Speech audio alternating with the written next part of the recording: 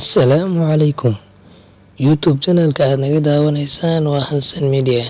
Ku soo dhawaada muuqaal cusub.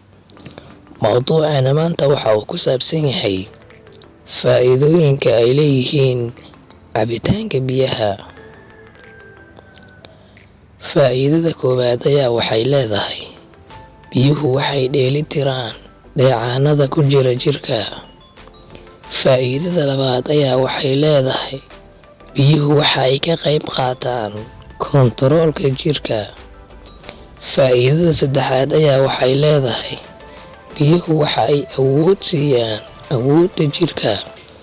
Faa'iidada afaraad ayaa waxay leedahay biyuhu waxay quudiyaan ayna qurxiyaan maqaarka jirka. Faa'iidada shanaad ayaa waxay leedahay biyuhu waxay caawiyaan shaqada kilyaha. Faa'iidada lixaad ugu dambaysa ayaa waxay leedahay biyuhu waxay hagaajiyaan shaqada mindhicirrada. Cabitaanka biyuhu waxay ka hortagaan istaagga caloosha, taasoo jirka u leh faa'iidooyin aad u badan oo aan la soo koobi karin. Haddii ay kugu yar yihiin cabidda biyaha, waxa aad halis ugu jirtaa in ay dhagxaan ka fariistaan kilyaha. Waxaan kugula talin lahaa walaal inaad badsato cabitaanka si aadan u gafin faa'iidooyinka aanu kor ku soo xusnay.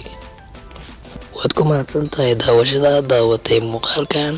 Fadlan haddii aad ku cusub tahay channelka, subscribe saar, gambaleelkana furo si aad u noqoto daawadaha ugu horeeya ee daawada muuqaaladeena.